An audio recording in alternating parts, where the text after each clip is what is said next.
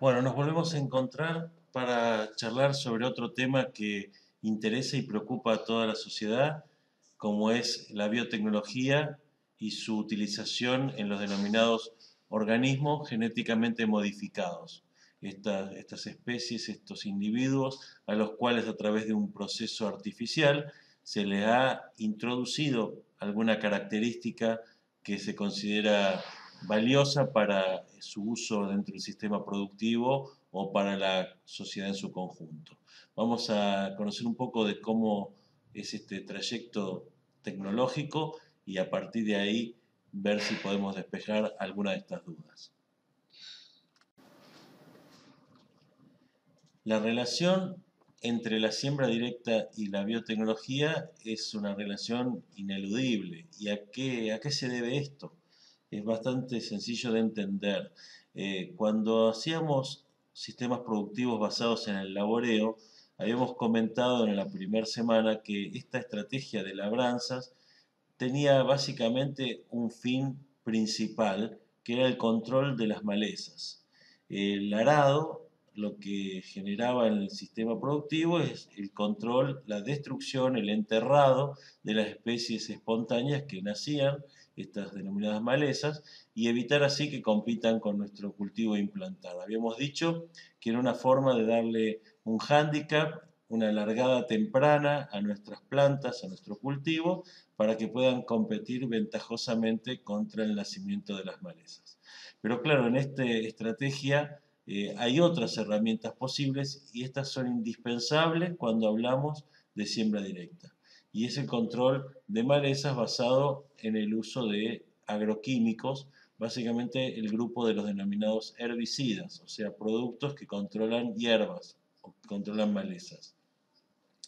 Los herbicidas existen desde hace muchísimos años y controlan distintas especies, algunos más generalizadamente y otros más específicamente. Lo que ha logrado la biotecnología es, al modificar en sus orígenes básicamente a un cultivo, que es el cultivo de la soja, se ha logrado introducirle una característica, una modificación en su estructura genética que ha hecho que la soja pueda tolerar un herbicida de muy buen espectro de control y de no alto costo, como es los basados en la molécula del glifosato, con distintas marcas comerciales. Quizá la que ustedes hayan escuchado mencionar es la perteneciente a la firma Monsanto y que se llama Roundup, pero tengo que aclararles que en este momento existen en el mercado muchísimas marcas de distintos orígenes planetarios, muchas de ellas China, India, porque esta molécula ha sido ya, ha perdido su patente y es un producto genérico, semejante a lo que podemos conocer en la medicina humana como aspirina, por ejemplo, que tenemos desde las marcas tradicionales a un montón de marcas alternativas, todas con el mismo principio activo. Algo de esto Rodrigo ya lo conversó con ustedes en el módulo anterior. Esta modificación genética al cultivo de soja, que lo hizo tolerante al uso de este herbicida glifosato, fue la llave maestra para permitir la adopción generalizada de los sistemas de no remoción de suelos, en los sistemas de siembra directa, masivamente en el campo argentino. Fue la herramienta tecnológica que facilitó lo que necesitaba el productor, que era luchar eficientemente contra las malezas. Para entender un poco cómo es esto de la mejora tecnológica en especies, quizá nos convendría remontarnos en el tiempo a lo que desde aquella época que mencionamos en la primera semana, cuando en el Oriente Medio se buscaba producir trigo sobre las orillas del Nilo, desde ese entonces hasta ahora el ser humano siempre ha intentado mejorar sus producciones. Los primeros mecanismos de mejora fueron los más intuitivos que podían haber. Había que guardarse semillas, por ejemplo, de trigo de un año para el año siguiente. ¿Qué hacían en esa época los productores y muchas veces su familia, sus esposas? Cuando el cultivo estaba maduro, recorrerlo y seleccionar manualmente las espigas de las plantas mejor desarrolladas, las espigas más grandes, aquellas que nos parecía que tenían alguna característica, alguna ventaja. Y guardar semillas solamente de estas espigas para pensar de esta forma que el año siguiente nuestro cultivo iba a ser mejor que el que teníamos en la actualidad.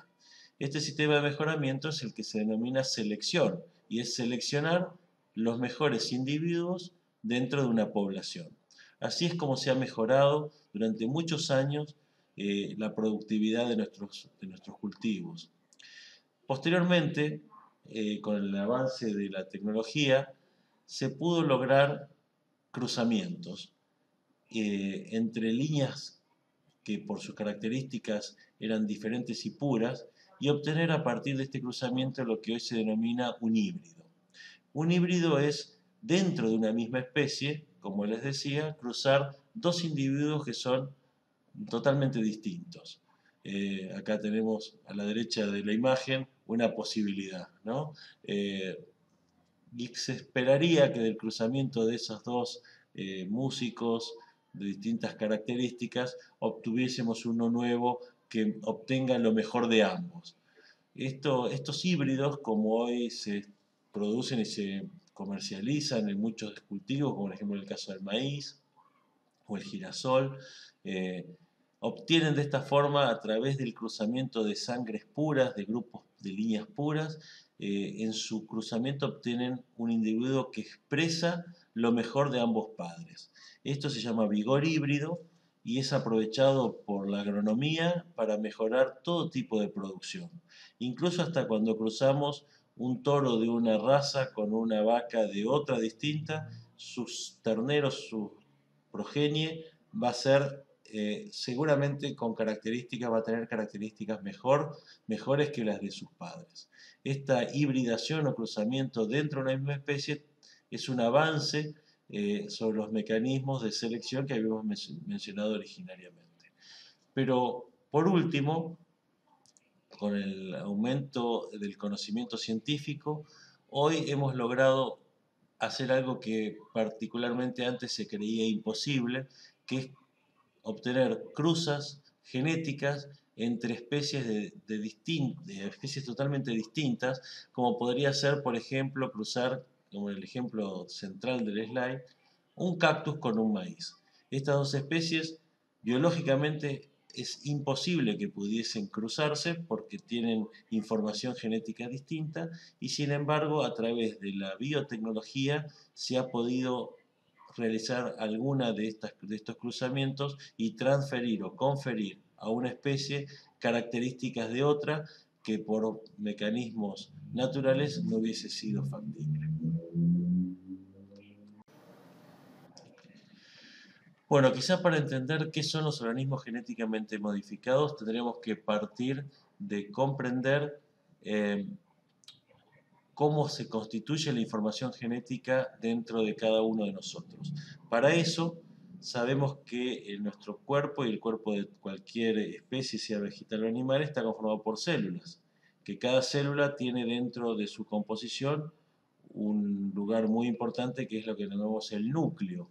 Sería la parte amarilla de la yema en un huevo frito. Un huevo sabemos que es una macrocélula y para comprenderlo bien, la yema es su núcleo. Dentro de la yema van a estar los cromosomas y estos cromosomas son cadenas largas de genes.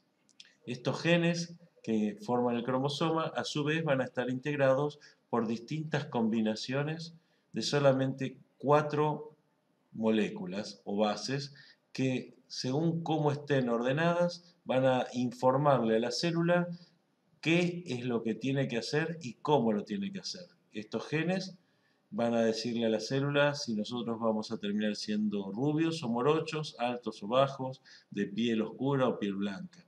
Esa es nuestra información genética. Cuando alguno de estos genes es modificado o se introduce un gen que antes no estaba, este organismo pasa a ser un organismo genéticamente modificado, ha sufrido una modificación en sus genes.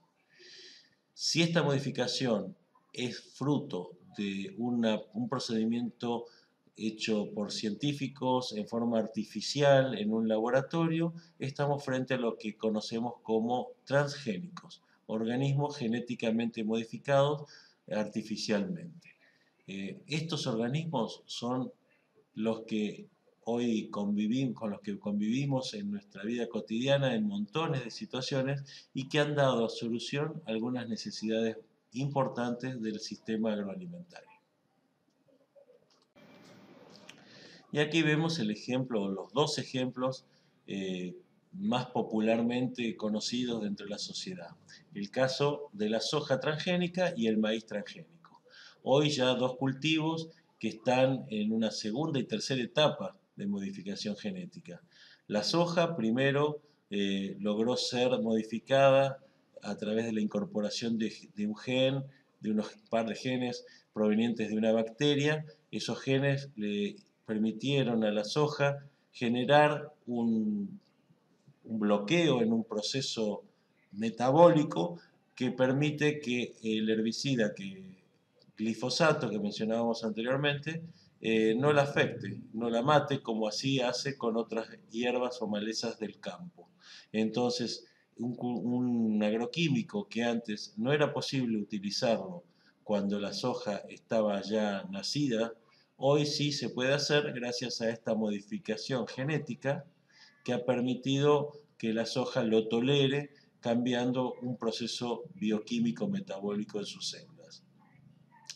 Posteriormente, y no hace tanto tiempo, un par de años atrás, se ha logrado una segunda incorporación biotecnológica a este cultivo, donde se le incorporó una proteína que es tóxica para un grupo de insectos, las orugas masticadoras que comen hojas y otra parte de la planta. Ya ahora la planta logra producir esta proteína gracias a este gen que se le ha incorporado, y de esta forma es como que la planta tuviera la resistencia necesaria para evitar que las orugas la coman, lo cual significa dos cuestiones importantes. Por un lado, reducir el uso de agroquímicos al no necesitar usar insecticidas para controlar estas orugas, y por otro lado, tener cultivos con mayor potencial de rendimiento por tener todas sus hojas fotosintéticas sanas. Algo semejante se ha logrado en el maíz. El orden de las mejoras es al revés que el de la soja. El maíz primero incorporó estos genes de resistencia a orugas y posteriormente, hace algunos años atrás, también se incorporó el gen de resistencia a glifosato. Hoy los dos cultivos tienen ambas propiedades y son ampliamente utilizados en la producción agropecuaria. Y si vemos en estos gráficos la información que nos transmiten, ¿no? Por un lado las barras que indican cuál ha sido la evolución de la cantidad de superficie, o sea, cuántas hectáreas están hoy en la Argentina en producción y cuál ha sido la producción total de granos de esas hectáreas. Vemos que la superficie se ha incrementado relativamente poco en comparación con lo que ha crecido la producción. Eso quiere decir que en menos de 5 años la producción agropecuaria logró un 100% de crecimiento en toneladas, y este crecimiento ha venido de la mano de la soja y del maíz como principales responsables. ¿Y por qué se generó esto? ¿Cuál fue la causa de este crecimiento tan importante de nuestro sistema productivo? Quizá en este gráfico encontremos parte de la explicación. Al ver las barras de adopción de cultivos con mejoras genéticas, organismos genéticamente modificados, vemos que la adopción en soja en poco tiempo pasó del año 97 al 2001 al 2002, casi de nada a un 100%. Cuando vemos el maíz también ha habido una adopción creciente, y el caso del algodón también con una fuerte adopción. esto nos puede dar una pista de lo que significó estos avances biotecnológicos para el agro argentino en cuanto a su potencialidad de incremento de producción agropecuaria. Gracias a estas herramientas, el campo ha podido dar respuesta a una demanda creciente en todos sus cultivos. ¿Y cuáles han sido estas ventajas? ¿Cuáles son los aspectos principales que le han aportado al sistema? Primero que nada, han disminuido los costos. Eso, al necesitar menor cantidad de insumos artificiales, la inversión por hectárea ha disminuido y eso ha generado mayor competitividad al sector frente a otros productores planetarios, a otros lugares del planeta donde se generan los mismos productos, y de esta forma el productor agropecuario argentino ha podido insertarse a nivel planetario, a nivel global, con mejores posibilidades. Por otro lado, aumenta la flexibilidad de manejo del cultivo, es decir, al aparecer quizá malezas o al aparecer insectos, bueno, nuestra posibilidad de reacción hoy tiene más alternativas, podemos tener más herramientas para luchar contra estas adversidades, y esta flexibilidad de manejo ha permitido al productor utilizar y hacer su producción quizá en lugares donde antes le sería imposible hacer. Allá habíamos explicado lo de la reducción del uso de insecticidas, al tener cultivos que los repelen con su información genética. Esto ha tenido un impacto interesantísimo y es una tecnología que hay que preservar para que tenga una durabilidad lo más extensa posible. Esto tiene que ver con cuestiones agronómicas que hoy por hoy el productor tiene que manejar de la mano de su asesor ingeniero agrónomo. También se ha limitado el uso de herbicidas porque al ser el cultivo resistente a algún herbicida de mejor performance, esto evita lo que antes se venía haciendo, que eran combinaciones de drogas, de herbicidas de distinto modo de acción y distinta proveniencia, algunos que aplicados al suelo con mayor residualidad, que eran muchísimo más peligrosos para el medio ambiente de lo que es hoy el glifosato como producto. Y la conjunción de todo esto ha llevado a un aumento del rendimiento, como lo veíamos en las gráficas anteriores, y también a un aumento en la calidad de los granos producidos, porque al estar menos atacados por plagas, estos granos son de mejor calidad y mejor recepcionados por todos nuestros clientes en todas las partes del mundo. Entonces, hoy la Argentina produce granos en mayor cantidad y en mayor calidad utilizando esta herramienta de la biotecnología a través de los cultivos modificados genéticamente. Pero la tecnología de la transgénesis no está únicamente alrededor nuestro en la vida por la soja o el maíz.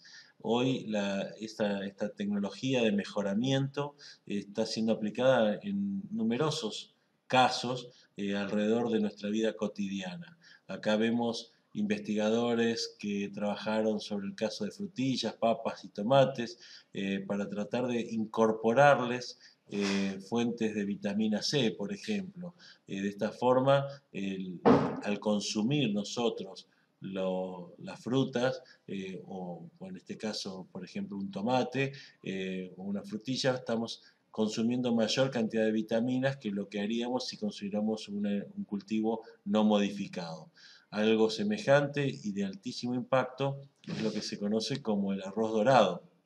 Este arroz transgénico ha logrado incorporar altos contenidos de beta-caroteno. Los carotenos son a su vez precursores de la vitamina A. Y en países y en zonas del planeta donde el consumo de arroz es la base de la alimentación, como todo lo que es el Oriente, el Asia, incorporar esta vitamina a su principal alimento podría reducir la aparición de graves deficiencias que tienen consecuencias muy graves para la salud. Aquí el efecto no es lo que habíamos mencionado anteriormente como mejoras en la competitividad, sino que son efectos de los transgénicos sobre la salud.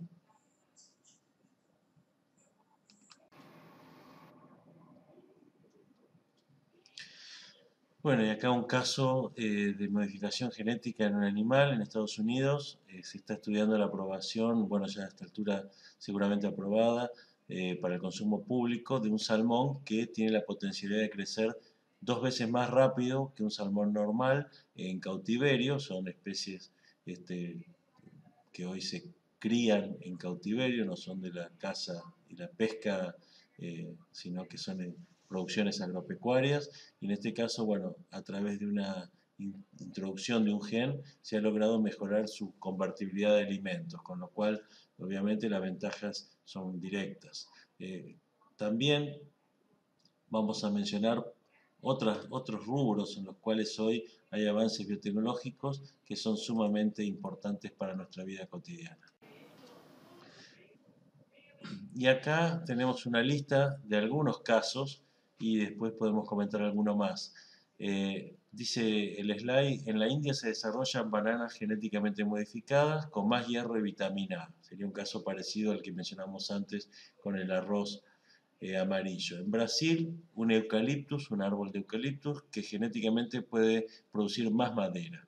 En Australia, ensayos de campo de trigo y cebada que están modificados genéticamente. En Brasil se busca producir proteína antiviral en soja transgénica. Esto podría servir para combatir distintas virosis como el caso del SIDA. Estados Unidos autorizó ensayos de ananá genéticamente modificado. El Instituto Vasco ha logrado producir omega 3, un aceite que es muy importante para todo nuestro sistema inmunológico, a partir de microorganismos vegetales marinos. La empresa Bioceres, que es una empresa argentina de biotecnología, está desarrollando un trigo transgénico tolerante a sequía y salinidad. Los vegetales que producen quimosina, la quimosina es una sustancia precursora del cuajo de queso. Esto se ha obtenido ya en el cártamo, que es una especie de girasolillo o girasol pequeño, una especie, nada que ver con el girasol, pero parecido para que lo tengan y lo pueden imaginar, muy resistente a sequías y a zonas de malas condiciones bioecológicas, pero se le ha introducido a este cártamo un gen que lo hace productor de quimosina, y con esta sustancia podríamos reemplazar lo que se utiliza hasta ahora para hacer queso, que es un extracto de cuajo del rumen de bovinos mamones, o sea, de fetos de vaca. Quizá muchos de ustedes no sabían que se extraían de esta procedencia, pero así es. Hoy por hoy los cuajos proveen gran parte de las sustancias utilizadas para producir quesos, y a partir de este avance genético esa misma sustancia se va a poder obtener del cártamo. Hay otros ejemplos como plantas de tabaco transgénicas que producen anticuerpos contra la rabia. En Uganda, ensayos de maíz que resultan exitosos. Bueno, están todos estos ejemplos, pero yo quisiera particularmente mencionar uno que no está en esta lista, pero que me parece que sintetiza mucho la potencialidad de la biotecnología. Hoy las personas que tienen que inyectarse insulina porque sufren de la enfermedad de la diabetes, eh, hasta hace poco tiempo lo hacían con una insulina extraída del páncreas de cerdos. Esto sin duda un proceso muy laborioso, que lleva a la recolección de los páncreas de todos los cerdos faenados y extracciones en laboratorio, y una sustancia que es semejante a la del humano, pero no exactamente igual. Entonces, esta insulina en los enfermos, eh, que generaba que con el tiempo una especie de adaptación del organismo que la iba haciendo intolerante y llevaba a que la necesidad de incrementar las dosis. Gracias a una modificación genética en un cultivo de bacterias, hoy se puede obtener insulina idéntica, insulina humana, con todas las mismas características que la que produce el cuerpo del ser humano, y por lo tanto hoy el enfermo de diabetes se puede inyectar esta insulina transgénica y generar una calidad de vida y un desarrollo de la lucha contra su enfermedad mucho mejor que la que tenía antes de que se hiciera este descubrimiento. Un uso de la transgénesis en la medicina que es, para mi criterio, uno de los más importantes. Y hay otros que quizás son más de la vida cotidiana y preguntando en casa sobre cuál tipo de jabón en polvo se utiliza para lavar la ropa, seguramente vamos a encontrarnos con que tal o cual tiene mejores características para remover manchas de sangre o manchas de grasa o todas en su conjunto. La primer indicio de esto tuvo alguna propaganda que nos mostraba como unos bichitos que se iban comiendo a las sustancias que producían las manchas en la ropa. Bueno, esto son productos de modificaciones transgénicas y la obtención de sustancias que incorporadas a los jabones tienen estas cualidades de disolver grasas o disolver proteínas, como el caso de la sangre. Un impacto que ha mejorado la calidad de vida de nuestra diaria, logrando recuperar quizá alguna prenda que pues, si no en otro caso habría tenido que ser descartada. Y bueno, para cerrar este tema de los organismos genéticamente modificados, una de las herramientas tecnológicas modernas que hoy está a disposición del sector agroalimentario y de muchos otros sectores de la vida cotidiana, como mencionábamos en el slide anterior, y queremos redondear este tema, también llamando la atención sobre el impacto positivo que ha tenido sobre el medio ambiente estos transgénicos, estos cultivos que reducen la necesidad de utilizar productos químicos, con lo tanto el impacto de medioambiental sería positivo, como estos estudios que les ponemos a disposición así lo marcan. Pero fundamentalmente, respecto a la biotecnología, la cuestión es debatir si como sociedad estamos de acuerdo a que se incorporen estos avances científicos o consideramos que hay una duda razonable sobre sus impactos potencialmente negativos y preferimos que no se incorporen. A nivel del planeta hay una adopción masiva de la estrategia de la biotecnología para acelerar los procesos de mejora. En la Argentina hay un organismo multisectorial que está formado por el Estado a través de sus integrantes del Ejecutivo, pero también de los organismos de investigación como el INTA, el INTI, el CONICET y actores pertenecientes al sector de la investigación universitaria y actores del sector privado que se reúnen para debatir sobre la aprobación o no de un nuevo evento transgénico. De allí surge su liberación al mercado para su uso productivo, pero no quiere decir que con esto terminan las investigaciones. Se continúan y obviamente si en algún momento se detectase que alguno de estos avances no tiene los beneficios esperados, se retiraría inmediatamente del mercado. Hoy por hoy no ha habido casos de demostrada peligrosidad para ninguno de estos eventos. Existe la duda en la sociedad si no es posible que a largo plazo, si no es posible que quizá alguno de estos avances genere alguna reacción, por ejemplo, alérgica, que antes no generaba en un individuo, en una persona, y si este riesgo potencial ya sería suficiente razón para prohibir su uso. Es lo que quizá ustedes manejen mejor que yo como la duda razonable o duda potencial, lo que no estaría 100% probado como que es inocuo, podría tener siempre un porcentaje de duda y ese porcentaje de duda es lo que ameritaría su prohibición. Queda esto como una propuesta para el debate. ¿Qué piensan ustedes? ¿Se pueden utilizar estos avances o no en función de que esté o no absolutamente probado su inocuidad? Y lo llevo a plantearse la pregunta, ¿cuál de los usos sociales de cualquier otro tipo de avance, por ejemplo un celular, un auto, lo que a ustedes se les venga en mente, cualquier otro tipo de alimento, tiene una comprobación que lleva el 100% de certeza. ¿Qué medicamento que utilizamos para la lucha con cualquiera de nuestras enfermedades o dolencias tiene un 100% de certeza de inocuidad con respecto a quien lo consume?